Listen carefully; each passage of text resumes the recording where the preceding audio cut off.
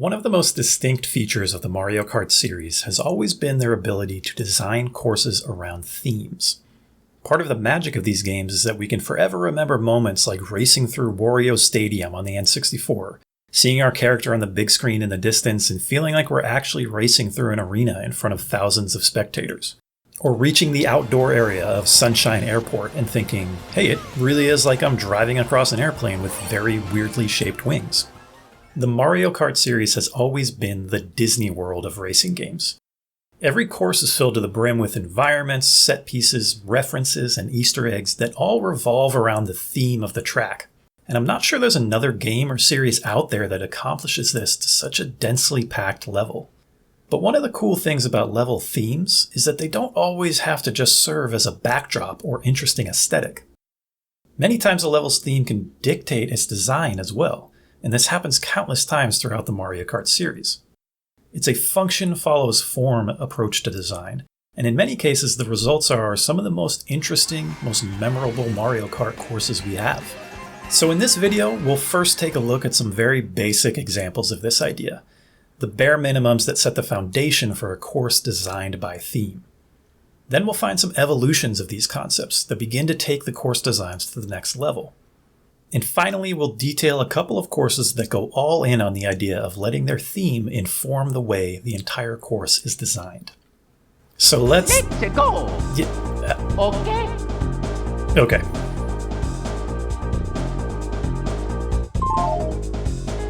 Let's go! Examples of Mario Kart games using its level themes to help nudge its track design can be seen in some ways all the way back to the series' origins. The first game in the series, Super Mario Kart, featured 20 different tracks, all based around several different themes. For example, Donut Plains 1, 2, and 3. These themes were loosely based on the flagship Mario games, so we saw things like the Ghost Valley courses being essentially racetrack interpretations of the ghost houses in Super Mario World. In this game, the design influences from each theme mostly come down to some minor direction in the shape and layout of the tracks themselves. Vanilla Lake 2, for example, is not a very fun place to race a go-kart. But the interesting part about the design of the course is its main feature, a large frozen lake that makes up the entirety of the track. Your racing path takes place on the ice around the lake, but the inside border of the track is dictated by the melted and cracked portion of ice in the middle. There's no bumpers or borders or whatever these things were to stop you from taking a plunge. We see this type of environmental influence in the Koopa Beach tracks as well.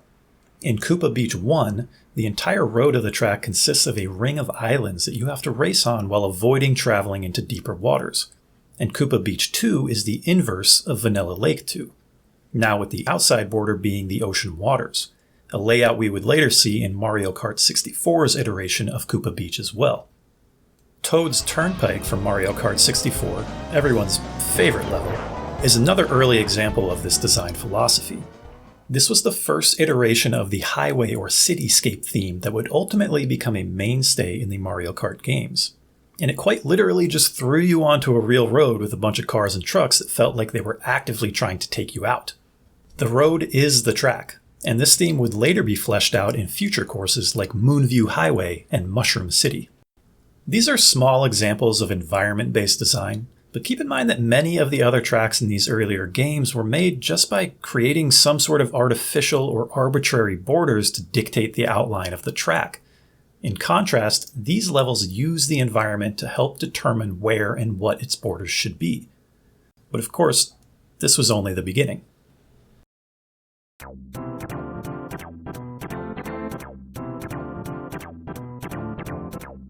Let's revisit Vanilla Lake 2 and the idea of using the level's environment, in this case a lake, as one of the borders of the track. Nintendo followed this up with the icy level in Mario Kart 64. And this track follows that same environmental design as Vanilla Lake 2. We once again have our racers sliding across the frozen outer layers of a lake, trying to avoid falling into the ice-cold water in the center. But now we also have additions that add to the theming of the level, like the penguins from Mario 64 sliding around the ice, just waiting to ruin your day. And following this section, we enter a new ice cavern area with vertical columns to avoid, along with more penguins. Revisiting this level now feels extremely rudimentary compared to some of the theming we see in modern-day Mario Kart games. But it's here we start to see Nintendo take the idea of a level theme and rely on it a little more for design inspiration. It's also in this tier that we see Nintendo start to play around with the idea of big features or central gimmicks in their courses. These are large, memorable moments or interactions that the player has throughout the course of a race, meant to be a central feature of the overall theme. For example, the giant boost jump over the river in DK Jungle Parkway, which would later give birth to the giant boost cannon in Double Dash's DK Mountain. The entirety of Calamari Desert is built around a train that you cross paths with multiple times during your way through the course, and without this standout feature, it would be a pretty mundane track. These gimmicks are meant to give each race something unique that you can only find on that respective track, and serve as exclamation points to the theming of their worlds. Modern Mario Kart tracks are full of these, and it's fun to see how Nintendo has evolved this idea over time. And perhaps no series of tracks is better at showing the evolution of a theme than Bowser's Castle. With at least one iteration of this theme in every single Mario Kart game, the Bowser's Castle tracks have always steered pretty hard into the castle part of their name, for better or for way, way worse. The motifs we see here are actually incredibly consistent across games, as these tracks almost always involve a combination of more angular architecture and orthogonal turns, treacherous pits of lava, fireballs flying all over the place, and giant thwomps attempting to smash you into a cartoon mess. But as the series progresses, we see how Nintendo has leaned into this theme to create some really interesting courses, going from strict, bare-bones castles surrounded by lava to some really wacky and fantastical designs of Bowser's home turf. In fact, it's gotten to the point in Mario Kart 8 Deluxe where the Bowser's Castle track is almost too much. I mean, this thing just does not let up on its theme and is constantly throwing things at you, many times literally, to remind you exactly where you are. Strong theming work, but perhaps not the best use of a theme influencing quality design.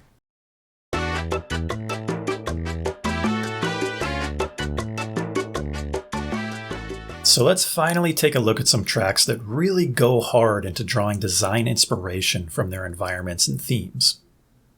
First up, Daisy Cruiser.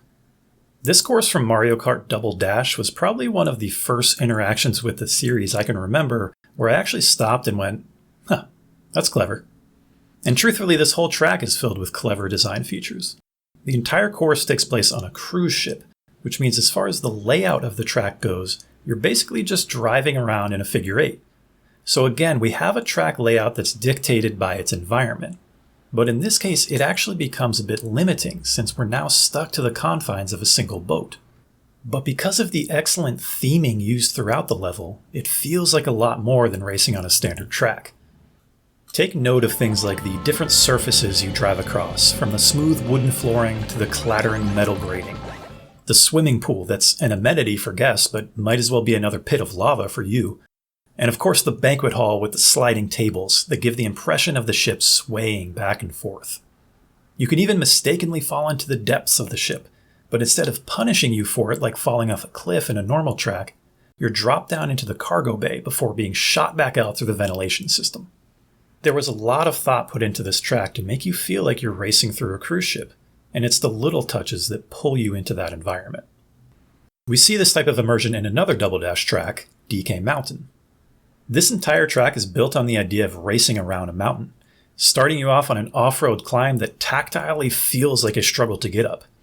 This leads us to the previously mentioned giant cannon, which of course is pulled from the Donkey Kong Country games, that blasts us up to the top of the mountain. It's during this sequence that we realize DK Mountain is actually DK Active Volcano, and the rest of your time is then spent traversing down the mountain, first through its rocky summit, then into a more jungly region, drifting back and forth through switchbacks, all the while avoiding giant boulders that are tumbling down the hillside. There's just a tremendous sense of momentum here that comes from the act of speeding down a mountain. The developers did just about everything in the GameCube's power to use the level's environment to inform the design of the track and the experience the player has while racing on it.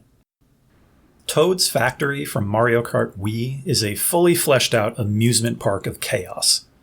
It's like the developers got together and filled a whiteboard with the craziest things you might find in a factory, picked a handful of those ideas, then threw them together into a track that somehow works really well.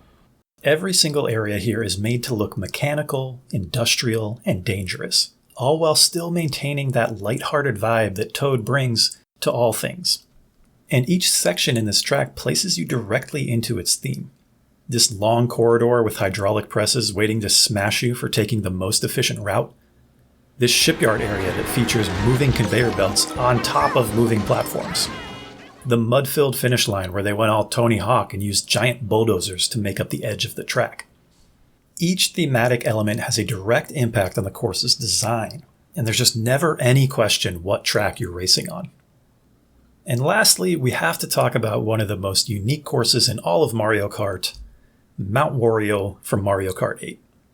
There are a lot of factors that make this track noteworthy, but the most obvious is that it's not a circular route you race laps on. It's a straight shot down a mountain from point A, the top, to point B, the bottom. In other words, Nintendo just went and put a snowboarding level into a Mario Kart game. Embrace it! Be one with it!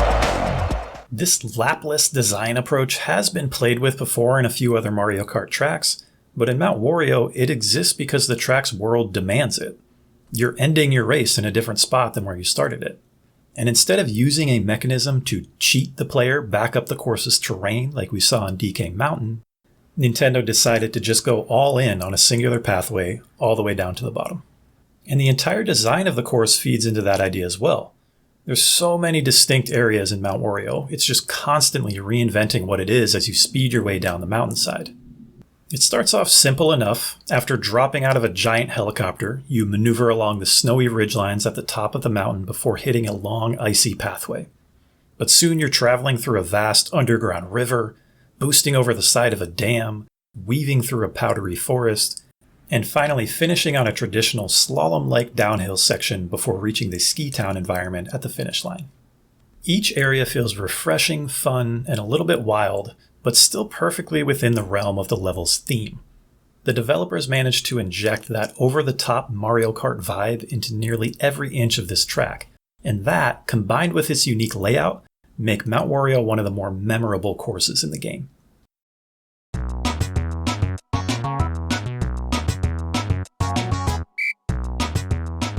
It should be noted that for every track in the Mario Kart series that's designed like the previous examples, there's plenty of others that follow different philosophies.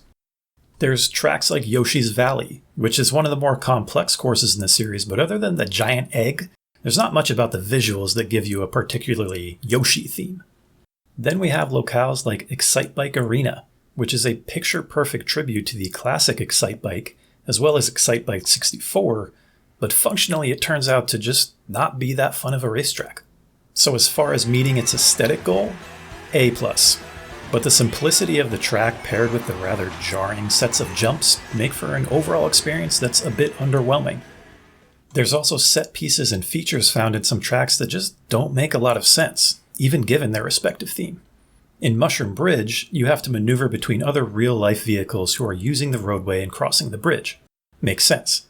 But then in Coconut Mall, you have these 3 cars that are just driving back and forth perpendicularly across the road. Like, what are they doing there? And we should also be clear that not every track has to or should be designed by letting its theme dictate its function. This is just one method to designing a successful racing level. There are plenty of examples of Mario Kart courses that don't necessarily steer all into their theme from a functional standpoint, but still look and feel really great. Courses like Shy Guy Falls and Maple Treeway come to mind here. And then you have Yoshi's Circuit, which is a prime example of a track that's extremely fun because of all the well-placed tight turns and potential for speed, which I guess they just lucked out on because the track is literally just an outline of a Yoshi. But the actual theming of the level is pretty standard racetrack that could actually fit into a lot of other racing titles as well. And that's okay. The truth is, there's such a variety of level design philosophies across Mario Kart tracks that there's no way to fit them all into one single formula.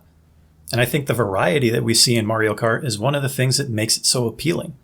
In one race, you can be maneuvering through the courtyard of Hyrule Castle, and the next you're doing laps in Baby Park hoping to not get smashed by about 30 oncoming turtle shells.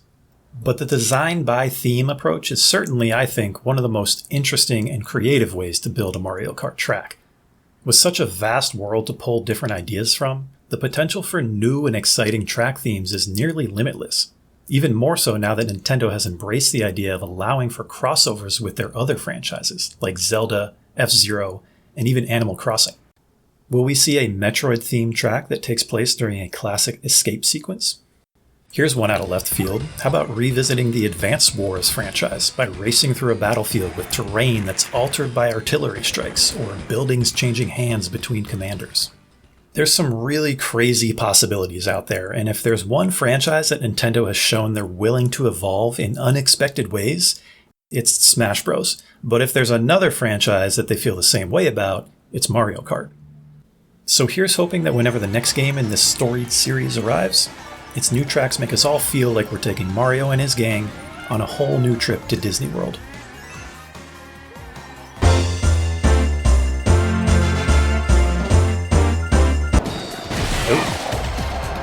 Okay. Get on up. It's giving me flashbacks. It's almost like they took design inspiration